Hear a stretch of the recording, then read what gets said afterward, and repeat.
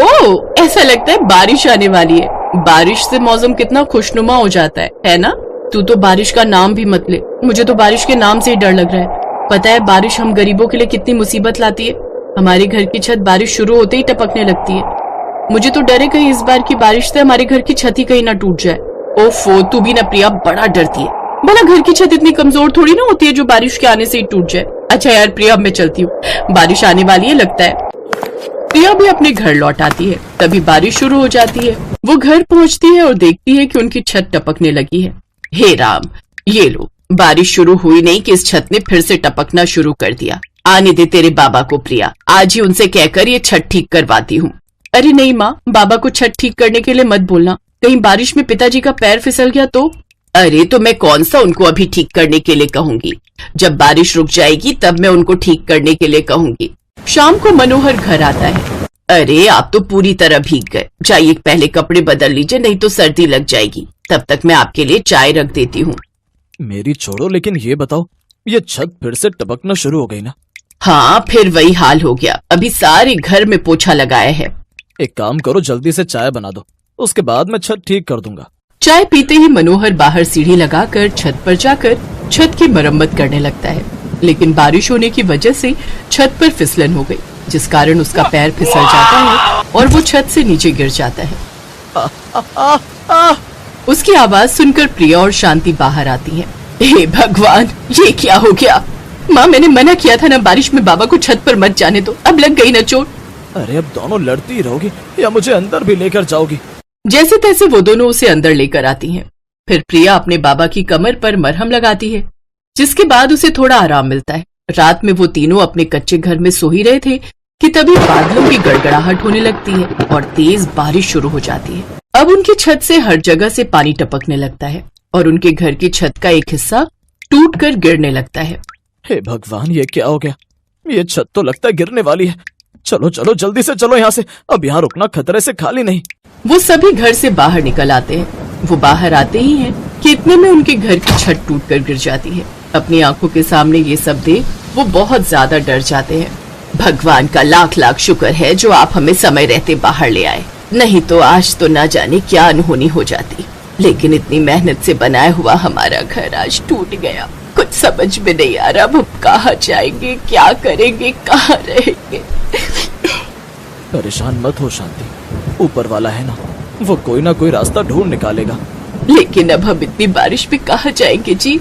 माँ, इतनी बारिश में यहाँ यूँ रुकना ठीक नहीं है। घर की मरम्मत हम बाद में करवा लेंगे, तब तक हम मेरी सहेली अमायरा के घर चलते हैं, उसका घर दूर भी नहीं है। सड़क पर घुटनों तक पानी भरा हुआ था।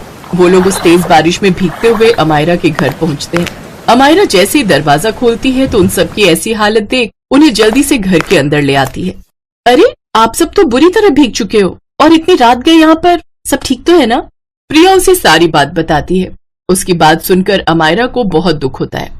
वो प्रिया के मम्मी पापा को गेस्ट रूम में भेज देती है और प्रिया को अपने बेडरूम में ले जाती है। जो हुआ बहुत बुरा हुआ, लेकिन भगवान का लाख लाख शुक्र है जो तुम सबकी जान बच गई। और रही घर की बात, तो कुछ समय बाद घर की मरम्मत करवा लेना। ये इतना आसान नहीं है अमायरा, पहले ही बाबा ने मेरी पढ़ाई के लिए इतना कर्जा लिया हुआ है, बड़ी मुश्किल से वो हर महीने उसकी किश्त भरते हैं। आज भी बाबा छत की मरम्मत करते हुए नीचे गिर गए और उनकी कमर में चोट आ गई। वो भले ही दर्द ना होने का बहाना करते हो, लेकिन मैं जानती हूँ उनकी कमर में बहुत दर्द है। यहाँ आते हुए भी वो अपनी कमर को पकड़ते हुए चल रहे थे। मैं जानती हूँ वो कभी अपना दर्द नहीं बताएंगे। अब मैं सोच रही हूँ अगर मुझे कहीं नौकरी मिल जाती तो उन्हें आराम मिल जाता। कह तो तू ठीक रही है, ऐसा कर कल ही तू कहीं इंटरव्यू देने चली जा, क्या पता बात बन जाए। अगले दिन ही प्रिया नौकरी के लिए इंटरव्यू देने जाती है, लेकिन उसे वहाँ निराशा ही हाथ लगती है। देखिए, अभी आपकी ग्रेजुएशन पूरी नहीं हुई है, इसलिए अभी हम आपको नौकरी नहीं दे सकते। और अगर आप नौकरी करना ही चाहती हैं तो पहले आपको 6 महीने तक ट्रेनिंग पीरियड पर रहना होगा, लेकिन तब तक हम आपको कोई सैलरी नहीं देंगे। 3 महीने के बाद ही देना शुरू करेंगे। लेकिन सर, मुझे पैसों की अभी बहुत जरूरत है, क्या अभी आप मुझे सैलरी नहीं दे सकते? नहीं, ये हमारे यहाँ के रूल्स हैं, और आपको इतनी ही नीड है पैसों की तो आप कॉल सेंटर में जाकर पता कीजिए, शायद आपको वहाँ काम मिल जाए। वो कॉल सेंटर में नौकरी के लिए जाती है, लेकिन वहाँ का माहौल उसे पसंद नहीं आता और वो वापस आ जाती है। वो जब वहाँ से लौट रही होती है तो फिर से तेज बारिश शुरू हो जाती है। वो खुद को बचाने के लिए एक पेड़ के नीचे खड़ी हो जाती है। ये बारिश तो थमने का नाम ही नहीं ले रही। तभी उसकी नजर एक ठेले पर खड़े भुट्टे वाले पर जाती है। उसके ठेले के आसपास लोगों की भीड़ लगी हुई थी। तभी उसके मन में एक विचार आता है, इस भुट्टे वाले की तो अच्छी खासी बिक्री हो रही है, जब तक मुझे नौकरी नहीं मिल जाती तब तक क्यों ना मैं भी भुट्टे ही बेचूं। वैसे भी बारिश का मौसम है, बारिश में सबको भुट्टे खाना पसंद होता है और मुझे तो भुट्टे की भेल बनाना भी बहुत अच्छे से आता है। माँ कहती भी है कि मैं बहुत अच्छी भुट्टों की भेल बना लेती हूँ, लेकिन ये काम शुरू करने के लिए पैसे तो मेरे पास है ही नहीं। घर आकर सारी बात वो अमायरा को बताती है। अरे तो तू टेंशन क्यों लेती है, काम खोलने के लिए तुझे जो पैसे चाहिए मुझसे ले लेना और जब तेरी कमाई अच्छी होने लगेगी तो लौटा देना। अगले दिन से ही प्रिया सड़क किनारे गर्मा गर्म भुट्टे और भुट्टे की भेल बेचने लगती है। भुट्टे ले लो, भुट्टे की भेल ले लो। भुट्टा, मुझे गर्मा गर्म भुट्टा दे दीजिए और मुझे भुट्टा भेल बनाकर दे दीजिए। बचपन में मेरी दादी बनाती थी, अब तो कई साल हो गए इसे खाए हुए। जी ये लीजिए। वाह क्या स्वाद है इस भेल में, इसे खाकर तो मजा ही आ गया। अब बारिश में बहुत सारे लोग घूमते फिरते उसके ठेले पर आते हैं और उससे भुट्टे और भेल खरीदने लगते हैं। उसका काम अब बहुत अच्छा चलने लगता है, वो खूब अच्छी कमाई करती है। अब वो कुछ ही महीनों में अपने पिता का सारा कर्जा चुका देती है, साथ ही अपने घर की मरम्मत भी करवा लेती है। ऐसे ही 9 महीने बीत जाते हैं। अब वो 2 भुट्टे के ठेले खोल लेती है, जिसमें से एक उसके माँ बाबा संभालते हैं और दूसरे को वो खुद संभालती है। फिर कुछ समय बाद वो अमायरा के पैसे भी लौटा देती है। तो सच में बहुत अच्छी दोस्त है मेरी अमायरा। अगर तूने उस वक्त मेरी मदद नहीं की होती तो ना जाने आज हमारा क्या होता। ये बात सुनकर अमायरा मुस्कुरा देती है और प्रिया को गले से लगा लेती है।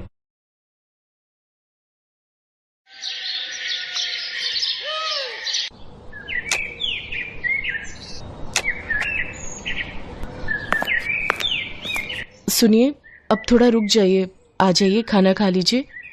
अच्छा, अब क्या बनाया है आज खाने में? करारी भिंडी, आपको बहुत पसंद है ना? अरे राधिका, खुश कर दिया तुमने तो। क्या खुशबू है, मजा आ जाएगा आज तो खाने में। अब बस खुशी होते रहोगे या खाओगे भी? अब तुम भी आओ ना। नहीं, मैं बाद में खा लूंगी। अरे बाद में नहीं, आ जाओ मेरे साथ खाओ। श्याम की जिद पर राधिका ने भी खाना शुरू कर दिया। श्याम और राधिका की शादी को 5 साल हो गए थे। वो दोनों ही एक दूसरे से बहुत प्यार करते थे। श्याम एक किसान था और खेतीबाड़ी करके अपना गुजारा करता था। श्याम दिन भर अपने खेत में काम करता और राधिका घर संभालती। खाना खाने के बाद राधिका श्याम को एकटक देखती रही। अरे अब क्या हो गया, ऐसे क्यों देख रही हो? देख रही हूँ कि आप दिन भर कितनी मेहनत करते हो और आपकी इस मेहनत का फल कोई और ही ले जाता है। अच्छा, वो सरपंच की बात कर रही हो? अब बात तो साफ है ना राधिका, कर्जा लिया है तो पाटना तो पड़ेगा ही ना। बोलो। मैं सरपंच की बात नहीं कर रही हूँ, मैं तो उस किशन की बात कर रही हूँ। सारा दिन मेहनत आप करते हो और सारा मुनाफा वो लेता है। अरे तो उसमें अब मैं क्या करूं? खेती बाड़ी छोड़कर उस किशन की तरह सब्जी बेचने लग जाऊं क्या? हाँ, तो उसमें बुराई ही क्या है, और उसके लिए खेती छोड़ने की भी कोई जरूरत नहीं है। मैं तो बस ये कह रही हूँ कि जो सब्जी आप उगाते हो उसे आप खुद ही जाकर बेचा करो ना। अच्छा, और खेती बाड़ी कौन देखेगा? आप ही देखोगे, और जरूरत पड़ी तो मैं मदद कर दिया करूंगी। देखो, चाहे थोड़ी कम ही खेती कर लो पर अपनी सब्जी आप खुद ही बेचो। मुझे एक बात बताओ जरा, इस बार वो किशन टमाटर कितने में लेकर गया आपसे? अब 50 किलो निकले थे तो वही 5 रुपए के हिसाब से लेकर गया था वो। हे भगवान, आपको पता भी है कि बाजार में इस समय टमाटर का क्या भाव चल रहा है? वो आपके ही टमाटर पूरे 5 गुना महंगे बेच रहा है बाजार में। अरे पर मुझे नहीं आता ये दुकान चलाना। दुकान चलाने को कौन कह रहा है? बस आप अपनी सब्जी लेकर बाजार में बैठ जाओ, लोग अपने आप आएंगे आपके पास सब्जी खरीदने के लिए। अब ठीक है, इस बारे में हम बाद में बात करेंगे, अभी तुम घर जाओ। राधिका खाने का डिब्बा लेकर घर चली गई, लेकिन उसके जाने के बाद श्याम बहुत देर तक उसकी बात पर सोच विचार करता रहा। राधिका ने बात ठीक ही कही थी, पर तभी श्याम को सरपंच सूरजमल का ख्याल आया, जो कि 1 नंबर का खड़ूस और लालची आदमी था। दरअसल श्याम के पिता ने अपने बुरे वक्त में कई साल पहले सूरजमल से उधार लिया था, जिसके बदले में श्याम का आधा खेत सरपंच के पास अब तक गिरवी पड़ा हुआ था। श्याम उस खेत पर खेती नहीं कर सकता था, वहाँ सरपंच के लोग ही खेती करते थे। श्याम अपना खेत वापस तो पाना चाहता था, पर सरपंच से खेत छुड़वाने के लिए उसके पास पैसे नहीं थे। इसीलिए वो हर महीने किश्त के तौर पर एक रकम सरपंच को देता था। फिर अगले दिन, भैया कुछ पूछना था आपसे। हाँ भैया बताओ। मैं एक किसान हूँ, सोच रहा हूँ कि कल से मैं भी अपनी सब्जियां यहीं बेचने लगूं खुद से। हाँ हाँ, बढ़िया विचार है। पर इसके लिए तुम्हें सरपंच जी से पूछना पड़ेगा और उन्हें यहाँ का टैक्स भी देना पड़ेगा। टैक्स? पर वो किस लिए? अरे ये जो तुम पूरा चबूतरा देख रहे हो ना, जिस पर सब लोग सामान बेच रहे हैं, असल में ये सरपंच के खेत पर बना हुआ है और ये चबूतरा भी उसी ने बनवाया है। हमारी मजबूरी है, इसीलिए हम सबको यहीं बैठना पड़ता है। रोज के 50 रुपए देने पड़ते हैं उस सरपंच को, और अगर ये पैसे नहीं दिए तो उसके लठैत आकर मारपीट पर उतारू हो जाते हैं। अरे ये तो बड़ी नाइंसाफी है भैया। है तो सही, पर क्या कर सकते हैं, अब जो है मैंने तुम्हें बता दिया। श्याम मुरझाया हुआ चेहरा लेकर अपने घर चला आया। उसने राधिका को सारी बात बता दी। राधिका ने कुछ देर अपना दिमाग लड़ाया और फिर, सुनो, मेरे पास एक तरीका है। अब क्या? बोलो तो।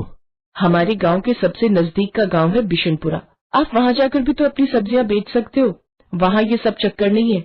मेरी एक सहेली रहती है वहां, उसका पति गोलगप्पे का ठेला लगाता है, उसे तो कोई टैक्स नहीं देना पड़ता। अच्छा, अगर ऐसा है तब तो ये सही रहेगा, लेकिन एक समस्या है, बिशनपुरा तक जाने के लिए कोई सड़क नहीं है, तो मैं रोज वहाँ जाऊंगा कैसे?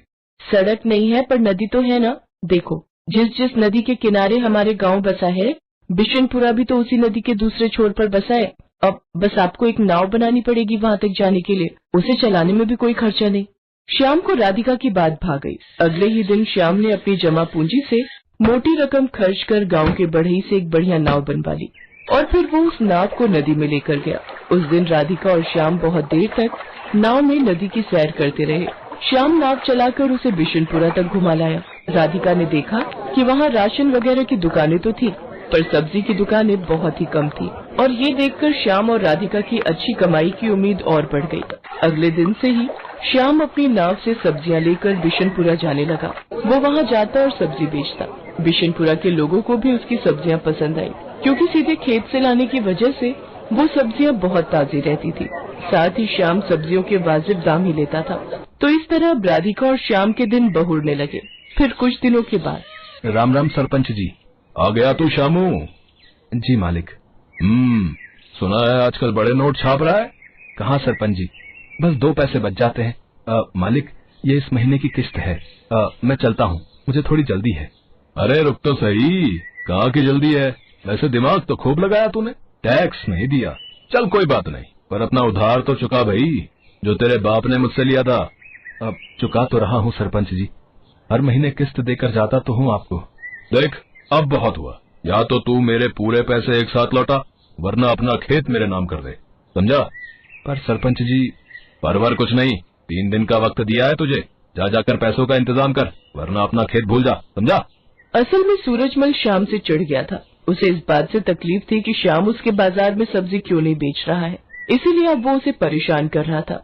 उधर श्याम को जब कोई उपाय नहीं सूझा तो उसने तय कर लिया कि वो आधा गिरवी रखा खेत सरपंच के नाम ही कर देगा।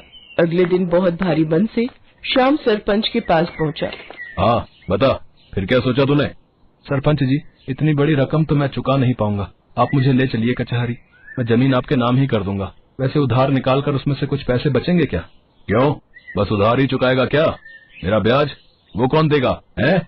ठीक है सरपंच जी, मैं कल सुबह आ जाऊंगा आपके पास, चलेंगे फिर कचहरी।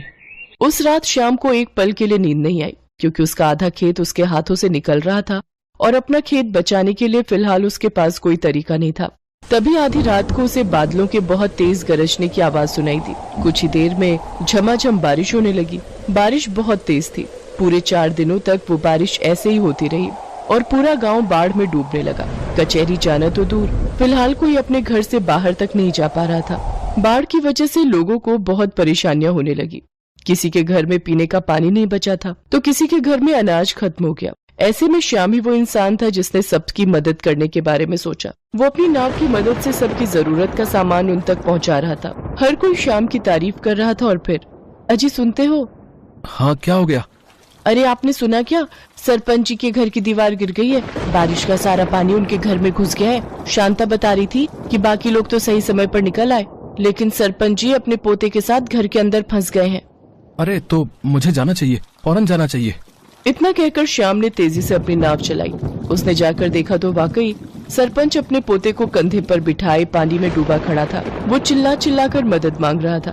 बाढ़ का पानी उसके गले तक आ रहा था, लेकिन श्याम फौरन अपनी नाव लेकर सरपंच के नजदीक गया और सरपंच और उनके पोते को अपनी नाव पर बिठाकर बाहर निकाल लाया। पूरे 3 दिनों तक सरपंच और उसका पोता श्याम के घर की छत पर रहे।